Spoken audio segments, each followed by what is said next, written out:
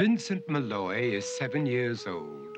He's always polite and does what he's told. For a boy his age, he's considerate and nice. But he wants to be just like Vincent Price.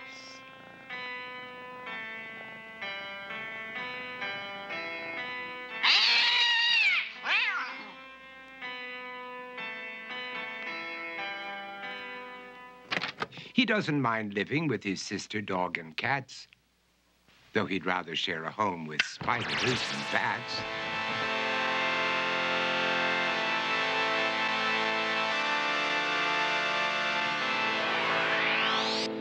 There he could reflect on the horrors he's invented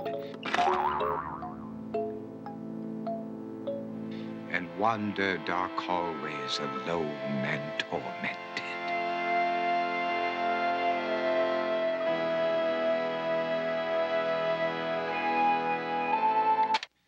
Vincent is nice when his aunt comes to see him, but imagines dipping her in wax for his wax museum.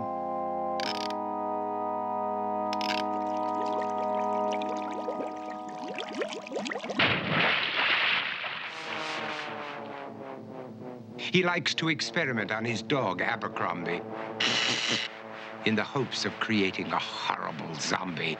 So he and his horrible zombie dog could go searching for victims in the London fog. His thoughts, though, aren't only of ghoulish crime. He likes to paint and read to pass some of the time. While other kids read books like Go, Jane, Go, Vincent's favorite author is Edgar Allan Poe. One night, while reading a gruesome tale, he read a passage that made him turn pale. Such horrible news he could not survive, for his beautiful wife had been buried alive. He dug out her grave to make sure she was dead, unaware that her grave was his mother's flower bed. His mother sent Vincent off to his room. He knew he'd been banished to the Tower of Doom, where he was sentenced to spend the rest of his life alone with the portrait of his beautiful wife. While alone and insane, encased in his tomb, Vincent's mother burst suddenly into the room. She said, "If you want to, you can go out and play. It's sunny outside and a beautiful day."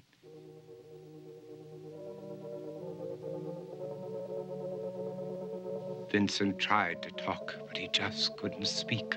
The years of isolation had made him quite weak.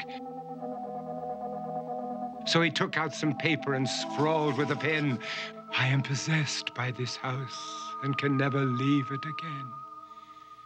His mother said, "You're not possessed and you're not almost dead. These games that you play are all in your head. You're not Vincent Price, you're Vincent Malloy. You're not tormented or insane, you're just a young boy. You're 7 years old and you are my son. I want you to get outside and have some real fun." Her anger now spent, she walked out through the hall.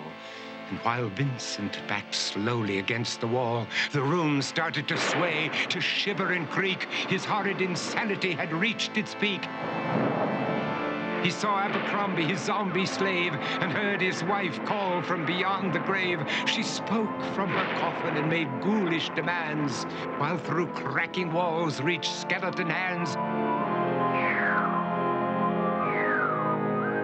Every horror in his life that had crept through his dreams swept his mad laughter to terrified screams.